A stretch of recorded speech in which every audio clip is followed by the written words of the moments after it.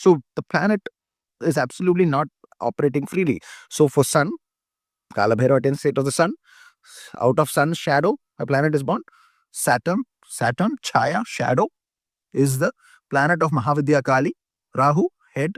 Another specific Puranic, Itihasic, what do you say, text, scriptural reference of another headlessness you would have heard is Bhairava and Brahma's fifth head. So again, illusion takes over Brahma.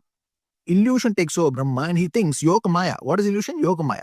At that moment, it takes over Brahma to such an extent that he thinks that with all the padatis and all the exceptional temples he has built, he has attained the state of Shiva. Yehi hai Shiva. बोलते हैं, that is illusion. He is unable to consume it because there is no body for that head. That head ऐसे ही है.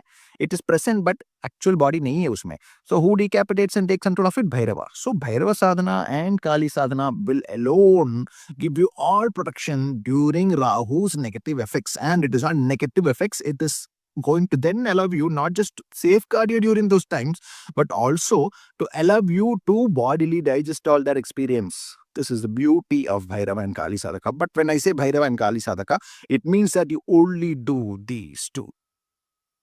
Now, do not say that I do A, B, C, D deities. One is Bhairava and that काम ही नहीं करेगा. Right? So, Bhairava, known. Bhairava is Shiva. Shiva is known to be the guru of Rahu.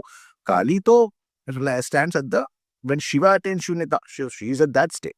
So, obviously, sadhana of these deities will protect you from the malefic effects of Rahu, not because they are negative, but because they have to be experienced, because without attaining that Shunyata where you have even experienced the effect of Rahu and then consumed it and then mastered it, to ऊपर जा ही नहीं पाएगा.